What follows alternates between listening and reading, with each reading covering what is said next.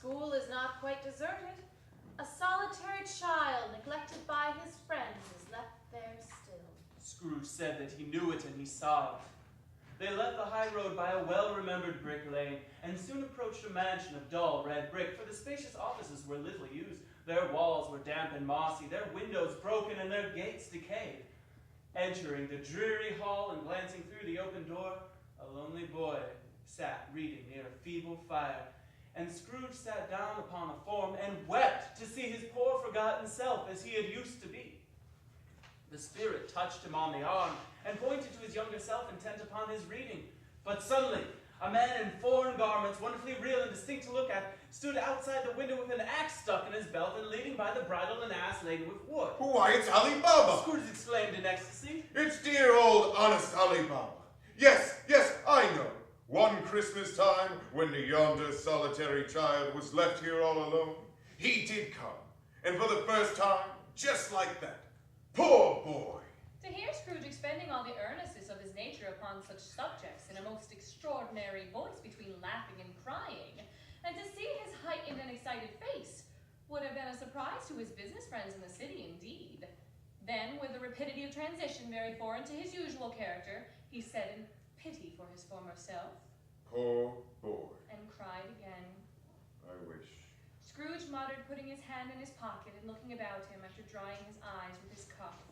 But it's too late now. What is the matter? Nothing. There was a boy singing Christmas carols at my door last night, and I should have liked to give him something. That's all. The ghost smiled thoughtfully, waving its hand, saying as it did so, Let us see another Christmas. Scrooge's former self grew larger at the words, and the room became a little darker and more dirty.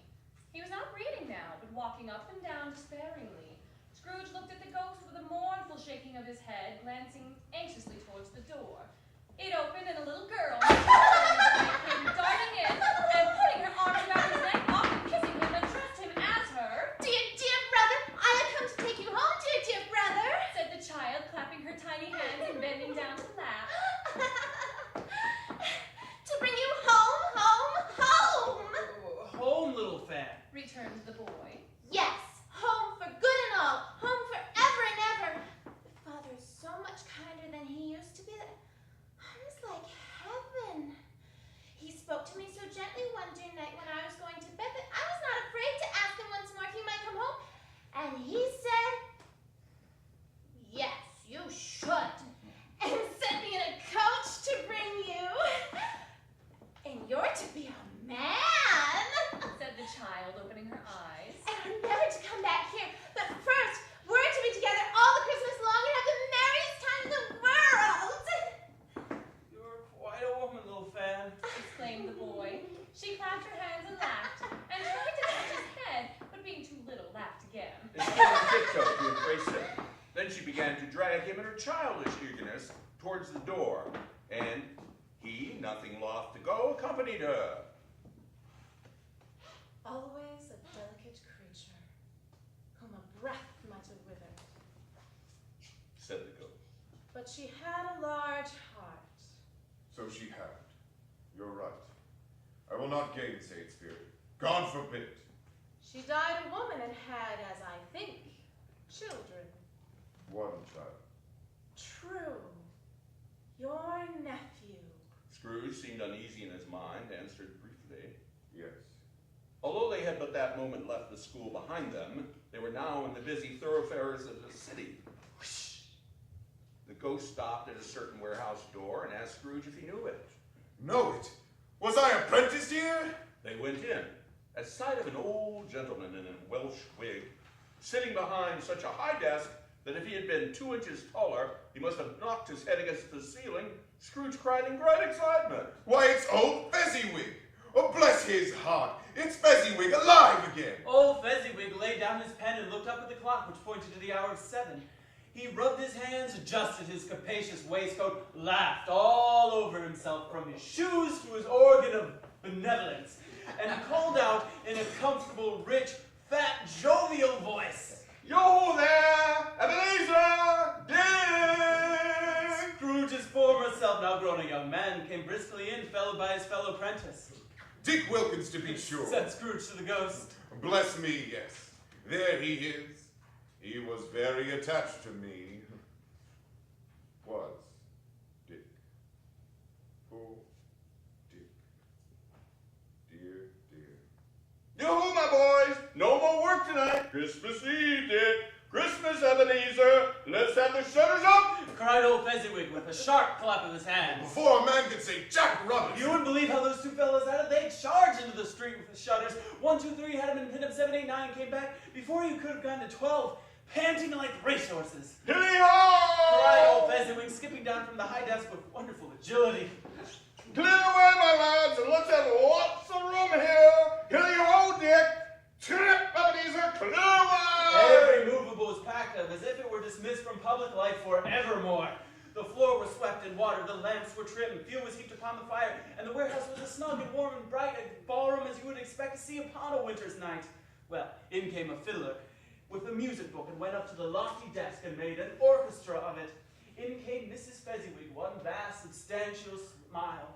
In came the 3 Miss Fezziwigs, beaming and lovable. In came the 6 young followers whose hearts they broke. In came all the young men and women employed in the business. In came the housemaid with her cousin, the baker.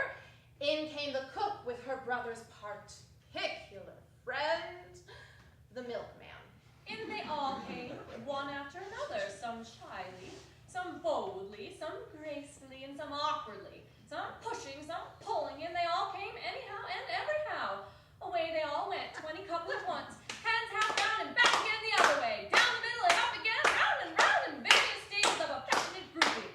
Old Fezziwig, clapping his hands to stop the dance, cried out, Well done! There were more dances, and there were forfeits, and more dances, and there was cake, and there was negus, and a great piece of cold roast, and a great piece of cold boiled. There were mince pies, and plenty of beer. When the clock struck 11, this domestic ball broke up. Mr. and Mrs. Fezziwig took their stations one on either side of the door, and, shaking hands with every person individually as he or she went out, wished him or her a Merry Christmas. During the whole of this time, Scrooge had acted like a man out of his wits. His heart and soul were in the scene, and with his former self. He corroborated everything, remembered everything, enjoyed everything, and underwent the strangest agitation. It was not until now, when the bright faces of his former self and Dick were turned from them, that he remembered the ghost, and became conscious that it was looking full upon him, while the light upon its head burned very clear. A small matter, Said the ghost. to make these silly folks so full of gratitude. Small? The spirit signed to him to listen to the 2 apprentices, who were pouring out their hearts in praise of Fezziwig, and when he had done so, said, Why is it not? He has spent but a few pounds of your mortal money, 3 or 4 perhaps. Is that so much that he deserves this praise? It isn't that. said Scrooge, heated by the remark and speaking unconsciously, like his former, not his latter self. It isn't that, Spirit. He has the power to render us happy or unhappy, to make our service light or burdensome, a pleasure or a toil. Oh, say that his power lies in words and looks, in things so slight and insignificant that it's impossible to add up and count them up. What then? The happiness he gives is quite as great as if it cost a fortune. He felt the spirit's glance and stopped. What is the matter? Nothing in particular. Something, I think. No. I should like to be able to say a word or two to my clerks just now. That's all. My time grows short. Observed the spirit. Quick! This was not addressed to Scrooge or to anyone whom he could see, but it produced an immediate effect. For again, Scrooge saw himself. He was older now, a man in the prime of life. His face had not the harsh and rigid lines of later years, but had begun to wear the signs of care and avarice. He was not alone, but sat by the side of a fair young girl in a mourning dress, in whose eyes there were tears, which sparkled in the light that shone out of the ghost of Christmas past. Matters little. She said softly. To you, very little. Another idol has displaced me, and if it can cheer and comfort you in time to come, as I would have tried to do,